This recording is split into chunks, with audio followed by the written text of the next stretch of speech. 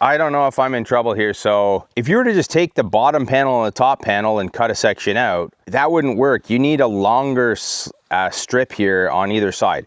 What that means is I literally need more roof panels than what I figured I could do. I've sat about it and thought about it for a little bit. There's not much that I can do. I got to see how it fits with the rest of the roof. This piece got cut off the other side of the roof. That was the last section. That may give me a strip that I can put down here, as long as I can strategically cut the appropriate section on the other side. When I ordered this metal, it was wintertime. They're really slow in the winter. You can get stuff quick. It's gonna be weeks to get a panel now. Now I can like work this way with the paneling and then just leave one end open. I really hate to do that. I gotta keep moving. I don't know what I'm gonna do. I don't know the math.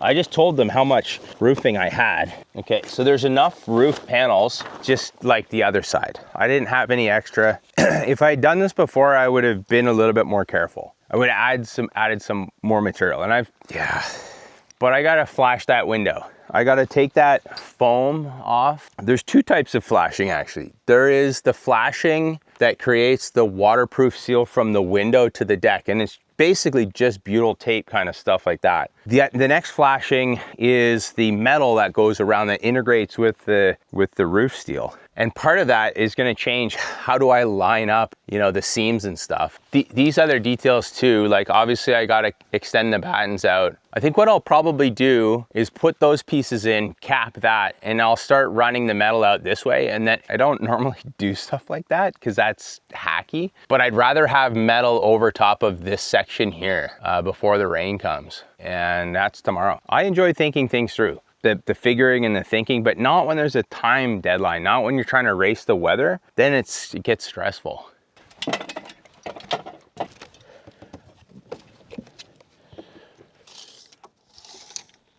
So it's 40 inch to so I got the edge of the roof here and I got the roof window. It's 40 inches. It's gonna run alongside and the roof metal needs to run in, and there's multiple problems here, right? Like, one is that the panel is 36 inches.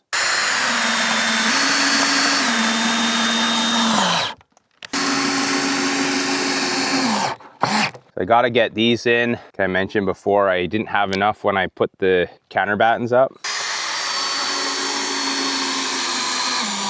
This helps hold the roof down, keep the foam tight. I ran into the neighbor at the gas station, and he comes from a long line of old trappers, and he got talking about the roof window.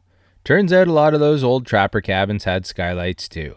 No electricity, and an oil lamp in summertime just turned the cabin into an oven, so daylight from the roof was worth having. He said they'd seal them up with whatever they had, often strips of old inner tube. So here I was thinking I'd come up with something fancy, only to find out the old trappers had been putting windows in roofs long before I showed up with a roll of tape and an engineering degree.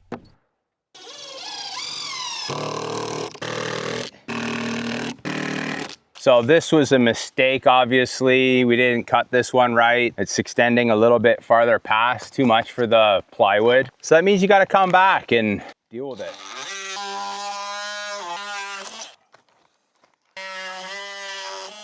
Well, it's done, it's done.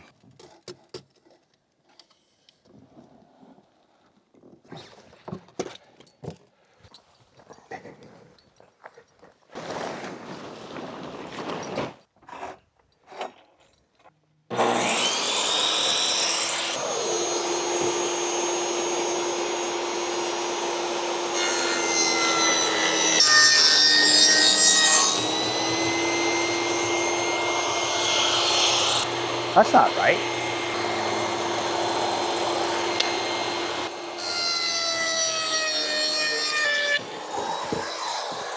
I don't know what I did there. Because there's two scales on here and the one is perfectly in the shade. One's perfectly in the yellow one is perfectly in the shade. So that's my story and I'm sticking to it. As soon as I started cutting it, I'm like, that's not 13 and a half. Lucky number 13.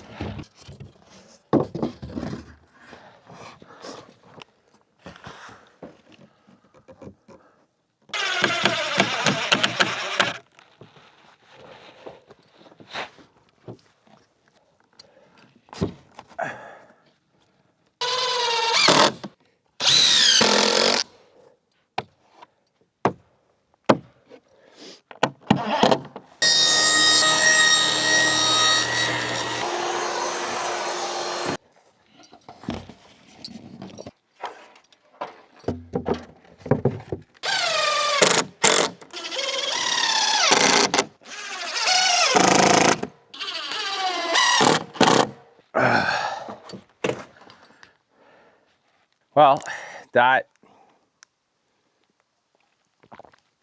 we got the general stuff taken care of. Now I got to think about the roof metal and the flashing, and I guess I'll go up there and flash in the roof window with the roll of flashing tape. That's got to get done. I think first what I'll do is sit down and look over the instructions for a bit.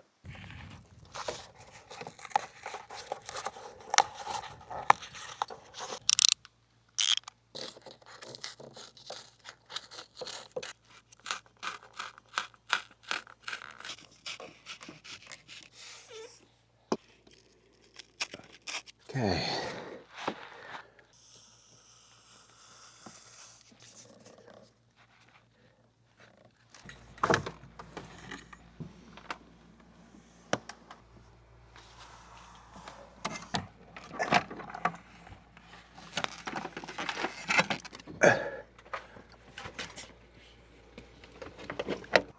That's brutal to get that out. It weighs like almost 100 pounds.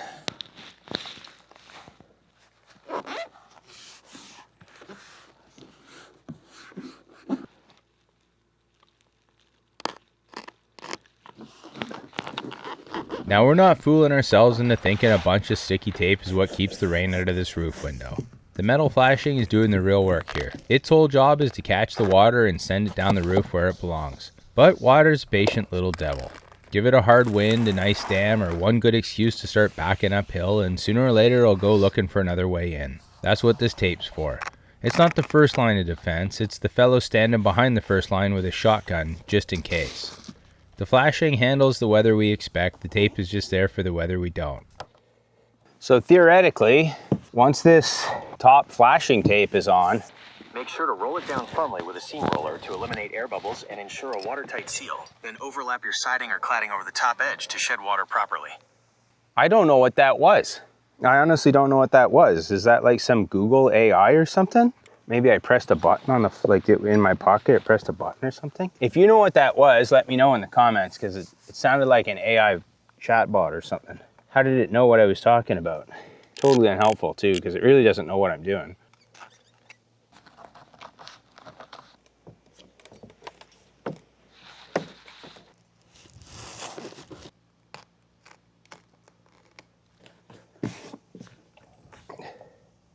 So theoretically, if it were to rain now, it's not a big deal.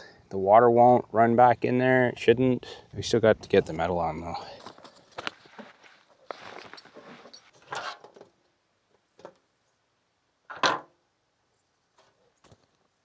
So you kind of do the easy stuff. You look at it, you take a good gander, you try and figure out what's going on. Like, how does this all go together? Why am I even here?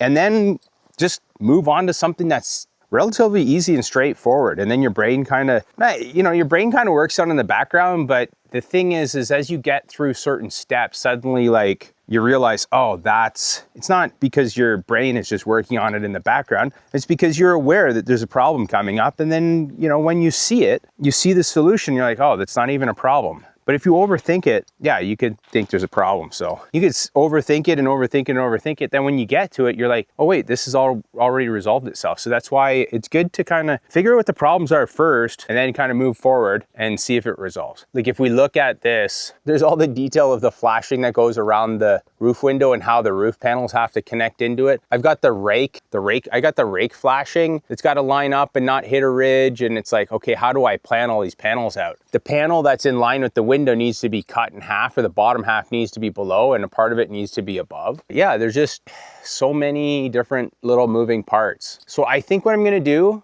is I'm going to drill out the panels. Like that's just something I can move to. Drill out all the holes for the panels, and then I'm ready to start cutting panels down. Like I think this panel here on the side needs to be cut down 4 inches, and then that panel needs to be a certain distance away.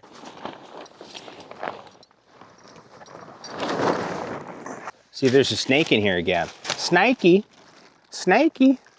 How did it even get up here?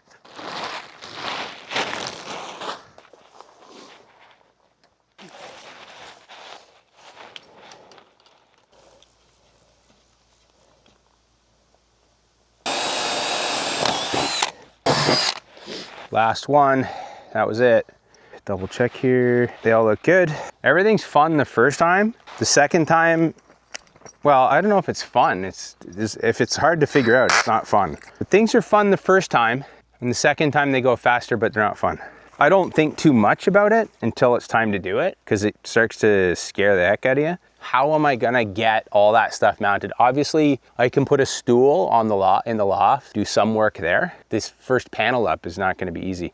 The other thing, which I was in the other video, I didn't talk about it much, was you need to make sure that the panels are square, and you can't use the edge of the roof. The edge of the roof is not reliable. You use Pythagoras, you call up Pythagoras, you use his theorem, you say, hey, Pythagoras, and you like mark it out, a right angle triangle, so that you know when you line that first panel up, that it's good. Because otherwise, when you start to get a few panels out, it's gonna be coming off the roof. You can shove the panels, like accordion them a little bit, and over time that will correct, but you wanna kind of start off straight if you can.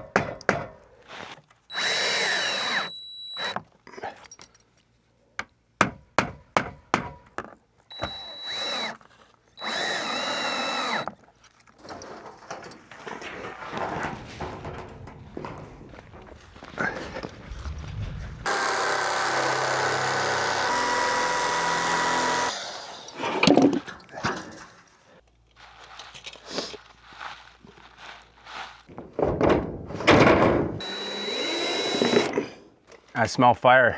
I smell smoke.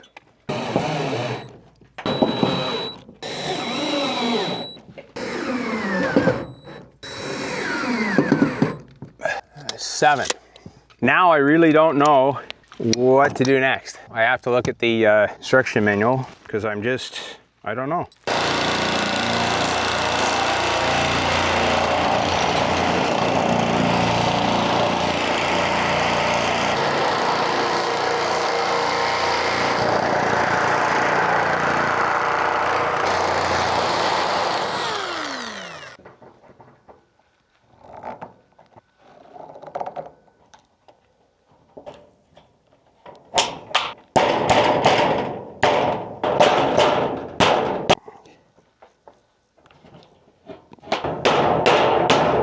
So I screwed up that panel. I put the folds at the wrong end. I got a cold. I don't know where I got it from. It started like 4 days ago. It's been hot, like it's been a difficult day. Just working in the sun all day long. Again, after like, I don't know, it was like 5 days of work or something. Climbing up and down the ladder, and I shouldn't be working this many hours each day. Just it's gonna rain tomorrow. I wasn't gonna get the flashing on that window done tonight anyways. I knew that. I knew that wasn't, like, there's just too much stuff to figure out. I should have called it a day. I screwed up that panel, which means I can't finish the roof for weeks. I don't know what to say.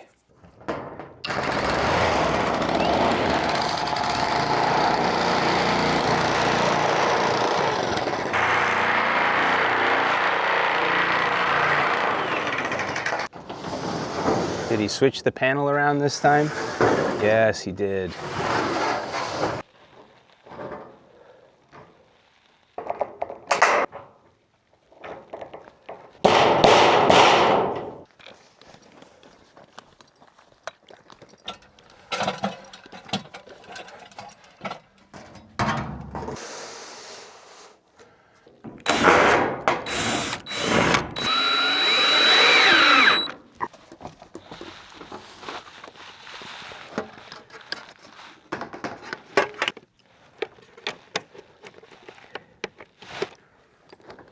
So this is the apron, and it needs to be modified, but this is pleated and it just will fold along the contours here. everything kind of builds off of here. So I have to take this down.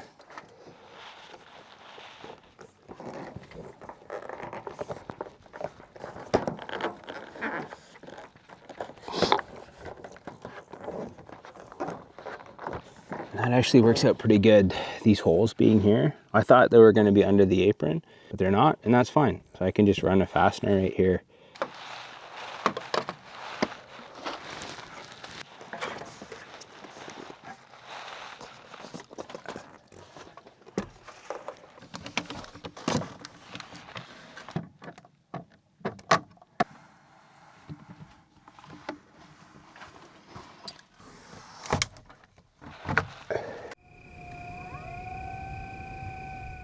Well, good morning, everybody.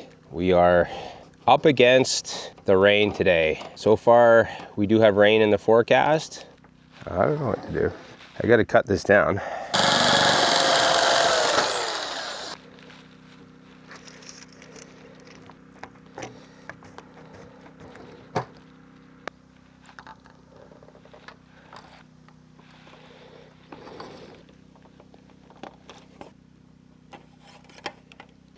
There.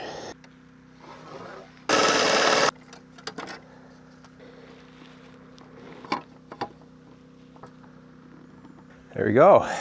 So now I've cut that down. It's what I didn't want to do last night because, I don't know, I was afraid to cut it. It's an expensive piece of kit, but it's cut now. Hopefully I did it right. Panel I did last night, which ruined my night. I went into the cabin and cried myself to sleep. What's the next step? Does this get attached to the window? Is it ready to go? Do these pieces go on? Do I cut the side channels? I have no idea. I've got every little piece that comes with this thing, and it's like, well, if you've got this, then you need that package, and if you got this, then you need that package, and that's gonna be $500, that's gonna be $500, that's gonna be $500. And then you get these manuals, which are essentially like a choose your own adventure. You get to a certain spot, and you go, are these my shingles or are these my shingles? Well, actually, I don't have either of these shingles. But if I had one of those, I'd be a yellow or purple. And then I would like go through, and if I'm yellow, I do the first ones. If I'm purple, I do the second ones. But I don't have this. You go to the website and there's this nice page about the metal flashing kit with a link for the video of exactly how you install it. And you click on that link and it just goes error. So I called them up. I'm like, why did it say error? They said, well, the marketing people took it down because they didn't like, yeah, but you're still selling these. Like, what are people, well, we're gonna come out with a new video. When are you coming out with this new video? Like when? Anyways, I gotta say, the product is amazing. Let's get back to this. I digress.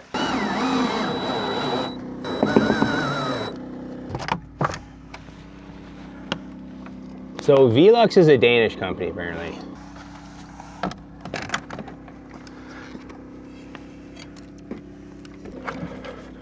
And that never really gets easier, I have to say.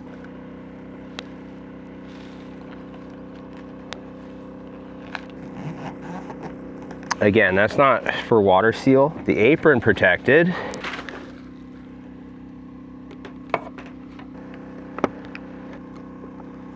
So we definitely can see that water coming down on here is gonna roll over top. You know, the chances of wind blowing rain. This is a 50-degree roof too. I got everything working in my benefit.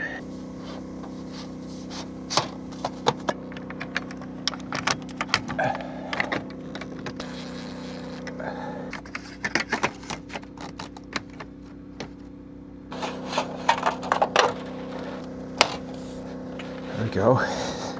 This is not good. It's very humid. The wind is starting to pick up. That means there's a front coming through, and this is where we're gonna get rain. I need to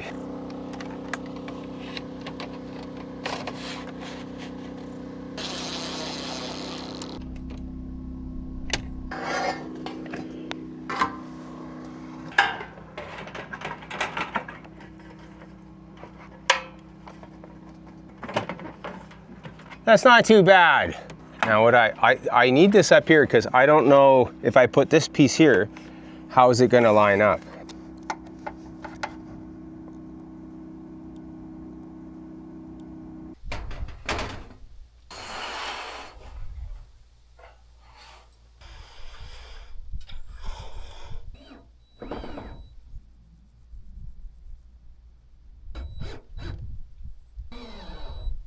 looks pretty good.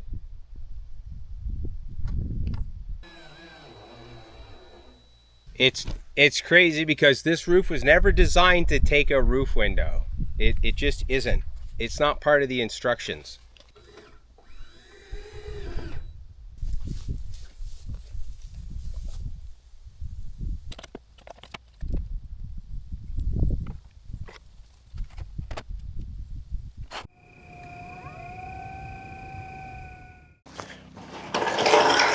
This is the metal roofing tragedy of 2026. When I cut this panel down for the roof window, when I flattened down the wrong side, I lost my panel, so now I got to order another panel. Sucks. But let's turn our attention to the roof. Where are we? I'm usually like I'm a person that likes to do things in order and take my time. But I was up against water and rain coming in, and so I didn't cut corners, I just did things out of order. I didn't finish this and the ends before I put that on. And then what happened was, that's how you make mistakes. So I put this flashing on this drip edge. I needed to, because I needed to start putting that stuff on. And I put it here and I fit it nicely around that corner, and there's no wood on there. Now I'm screwed. I don't have enough drip edge left. All I have is this piece right here. Piece of drip edge, not enough to cover that. My options are loosen this up, slide it out a little bit, and then I'll have like a improper joint up here. Let's take a look. So when you taper the edge and then you like open it up and you fit them together, that's a nice looking edge right there. Now if I pull it back, it's gonna have this 1/2 inch, you know, whatever. The other option I can do is I can cut this panel here and then have another piece go over top of it with the right distance. I don't know, Becca will freak out. Becca would never freak out. She likes everything. When I go, oh, I gotta redo it, she's like, no, it looks fine. It looks awesome, I love it. Anyway, she's a good girl. So let's get it done. 1, 2, 3, and then the top batten, end cap, pieces in there. Look, show, don't tell. So let's get this on, let's get the other panels up, and then we can call the guys and call the boys and say, hey, you sent us a bad roof panel. No, we're not gonna do that. They sent us a good one and we screwed it up.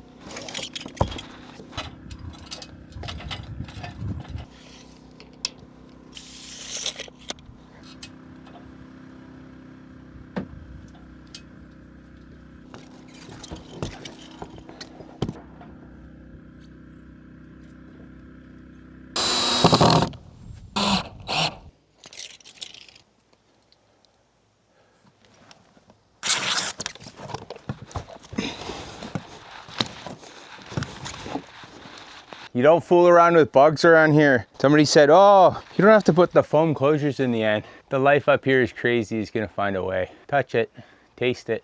And you can see they get impacted by it because they fly around that hole. They can't get in. They're too whacked out.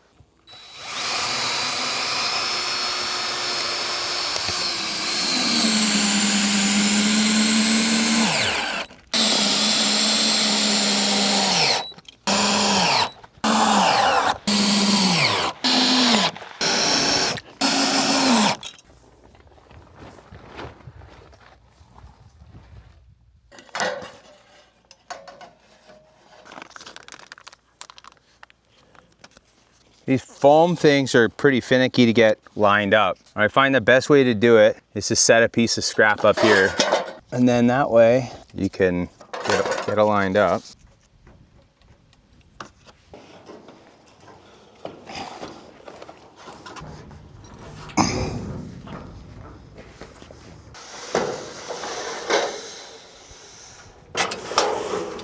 Oh, oh, oh.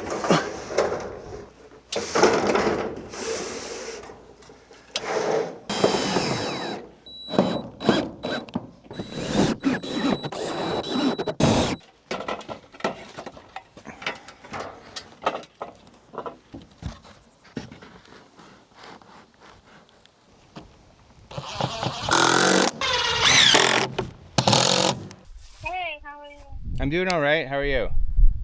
Good. I watched it twice. You watched the video twice? Yeah. Good. Yeah. No, it was really, really nice. I really liked it.